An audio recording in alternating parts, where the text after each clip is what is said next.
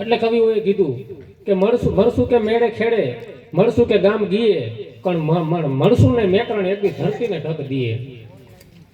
મૂછું મરડતા મહીપતિ ગજબ હતા ગંભીર, પણ સબર એના શરીર અમે એકદી મહાણે જોયા મેકરણ. ઈ તાજ બાધી આલમ તણો અને હતોય સિકંદર શીર, એવા શહેર સાનું શરીર અમે એકદી મહાણે જોયું મેકરણ. અરે ભર્યા હોય ભંડારમાં અનધન અપરમ પાર, પણ ઈ ભાથામાં પઈ ભાર સાથે ના આવે શંકરા.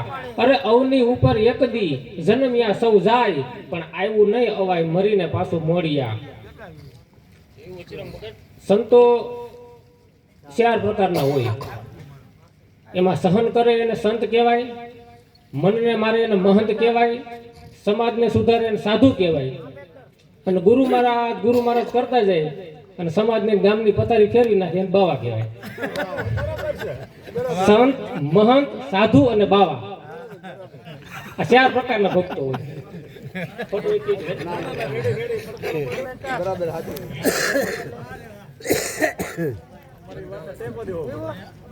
પછી હવે કોની ભેગું બેહવું, કોની ભેગું રહેવું, એ એક જીવનમાં બહુ મહત્વનું છે. આપણે ચા હોય, ચાની ડીશમાં માખી પડી હોય તો એ માખી આપણે ચાની ડીશ આપણે ઢોરી નાખી, પણ એ જ માખી ઘીમાં પડી હોય તો આપણે ઘી ઢોરી નહીં નાખી, કારણ કે 1000 રૂપિયા કિલો.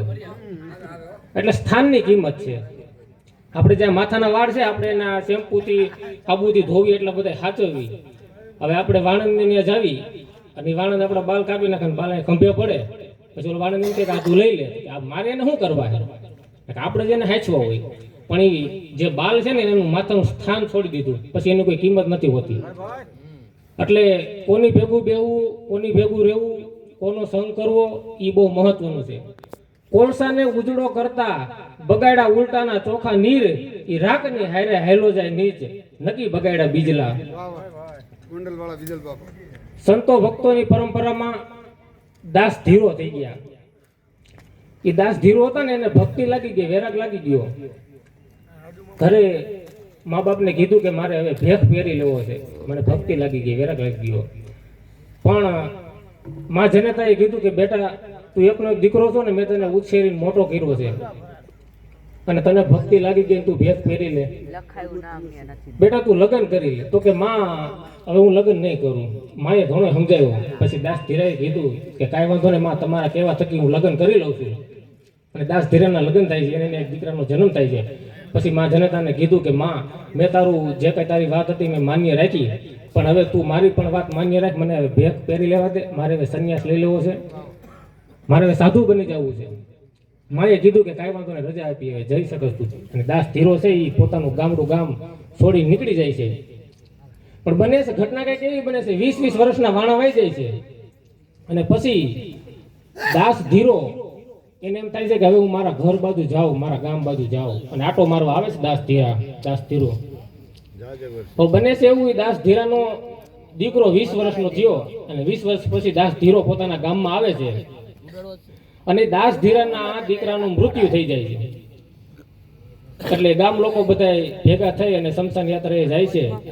એટલે દાસ ધીરો 20 વર્ષ પછી ગામમાં આવે છે, પોતાના ગામમાં. જટા વધી ગઈ છે, દાઢી અને મૂછુના કાતરા વધી ગયા છે, ગામમાં કોઈ ઓળખી નથી શકતું દાસ ધીરાને. 20 વર્ષ પછી 20 વર્ષના વાયણા આવી ગયા પછી દાસ ધીરો પોતાના ગામમાં આવે છે. અને શમશાન યાત્રામાં બધા માણસો જતા હતા.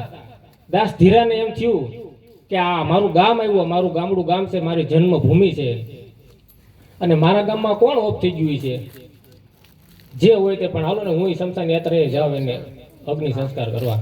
દાસ ધીરો જાય છે ત્યાં. પણ દાસ ધીરાને ખબર નથી કે હું જેની શમશાન યાત્રામાં આવ્યો છું એ મારો પેટનો દીકરો છે.